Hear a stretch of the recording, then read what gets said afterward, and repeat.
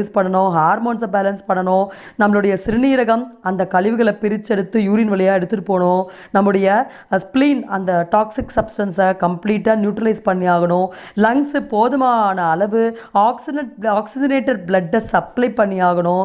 So அது போல் heart இந்த எல்லா கழிவையும் பம்ப் பண்ணி வெளியே தள்ளணும். நம்மளுடைய பிளட் ப்ரெஷர் அதனால தான் ரைஸ் பண்ணுது. நாம் இதெல்லாம் புரிஞ்சுக்கிறோமா? நமக்கு என்ன, ஒரு தலைவலி வந்தால் ஒரு மாத்திரை போட்டு உடனே சப்ரஸ் பண்ணிடணும்.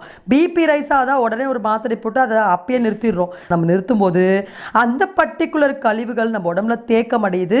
இந்த மாதிரி தேக்கம் அடையிறது தான் பிற்காலத்தில் ஒரு ஆர்த்ரைட்டிஸ் நோயாகவோ இல்லை ஒரு ஹார்ட் அட்டாக்காகவோ இந்த மாதிரி அதிகபட்ச கேன்சர் போன்ற நோய்களாகவோ மாறுகிறது. அப்படின்றத நம்ம எந்த காலத்தில் புரிஞ்சுக்கிறோமோ அந்த காலத்தில் எல்லா நோய்களுக்குமான ஒற்றை தீர்வு நிச்சயமாக நம்மளால் எட்ட முடியும். இன்னும் புரிகிற மாதிரி சொல்லணும் அப்படின்னா இப்போ நீங்கள் இந்த வீடியோ பார்க்கலாம். இங்கே நம்ம பேச